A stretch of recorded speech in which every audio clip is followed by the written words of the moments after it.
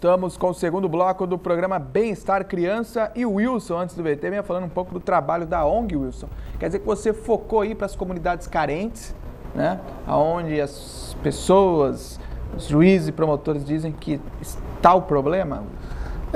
Eles alegam que a grande causa da criminalidade é que o ECA não foi totalmente implantado, né?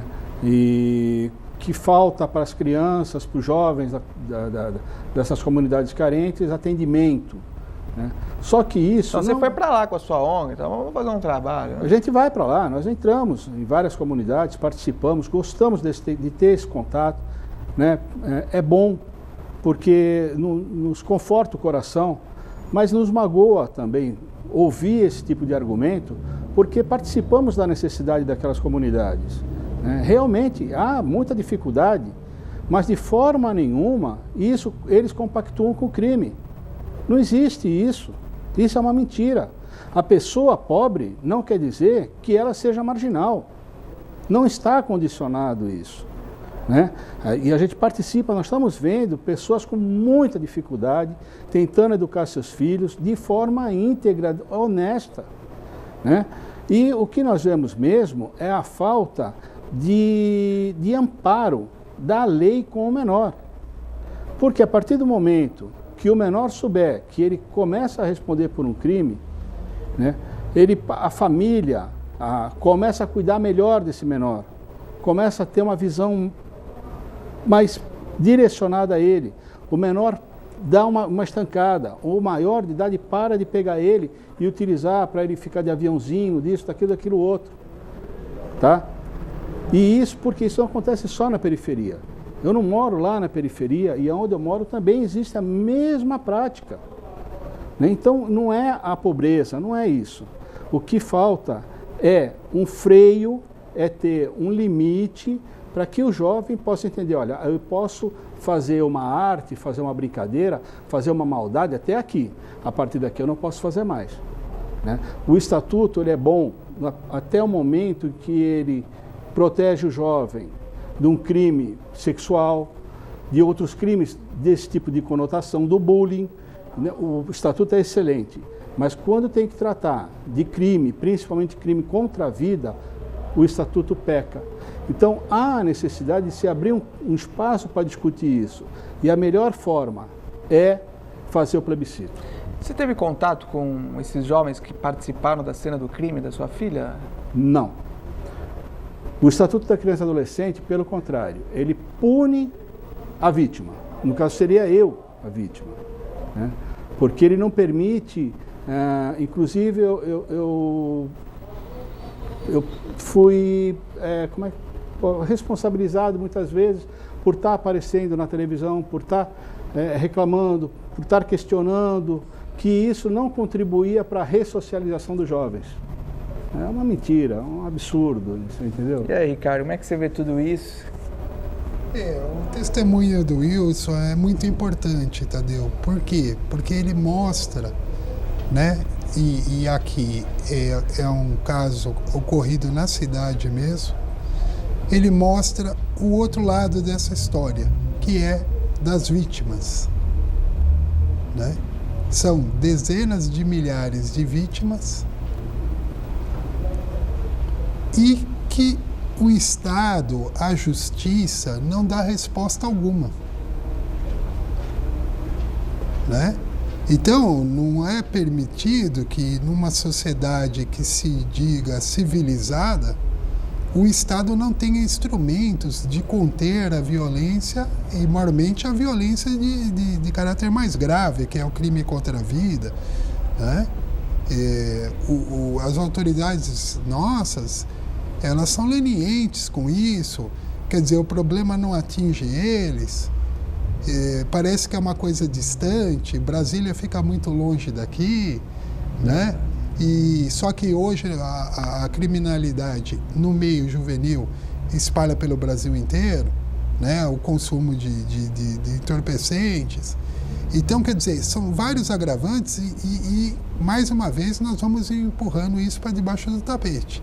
Não há iniciativas no sentido de criar alternativas para minorar esse problema.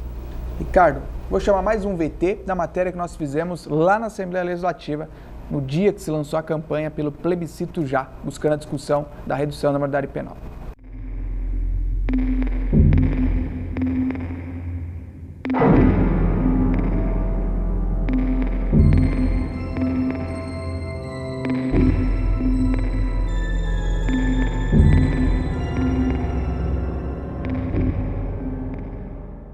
Ao nosso lado, deputado estadual Campos Machado, autor dessa campanha que pretende realizar um plebiscito no país para que a população escolha a redução não da maioridade penal. Você que está há 20 anos nessa luta, o que moveu o senhor a iniciar essa luta? A luta contra a hipocrisia. Hoje nós estamos diante de um fato consumado. Mais de 50% dos crimes praticados no país são feitos por menores de 14 a 17 anos de idade. Crimes violentos. Os menores hoje estão comandando os grandes, os maiores, crimes hediondos, e os menores, quando ficam presos, ficam 2 ou 3 meses. É necessário que quem mata, quem assalta, quem estupra, quem sequestra, quem rouba, tem que ir para a cadeia. O crime não tem idade.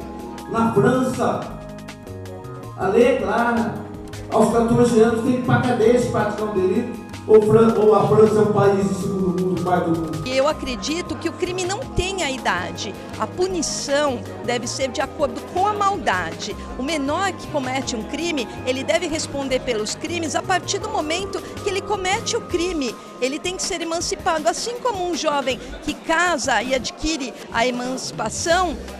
Acredito que o menor que cometa o crime também deva ser emancipado. Até porque, se menor pode votar, menor pode transar, menor pode roubar, matar, ele tem que responder sim pelos crimes. Eu acho que está na hora dos nossos congressistas federais fazerem alguma coisa.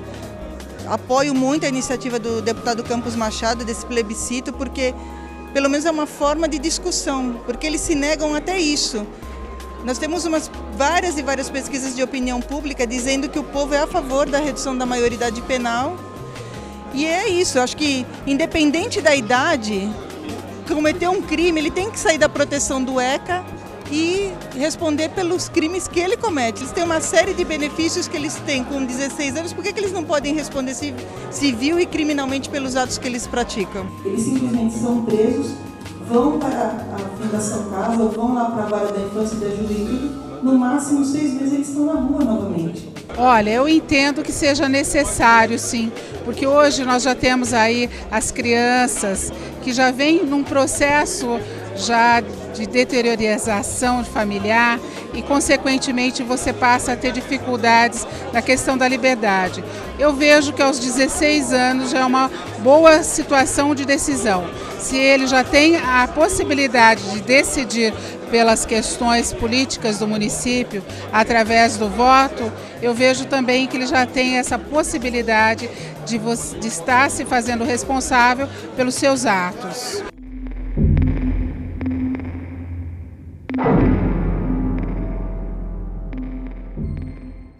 Eu quero saber do Ricardo, em que pé está essa campanha, a coleta de assinaturas por todo o país, Ricardo? Está de vento em popa, a receptividade da população é enorme.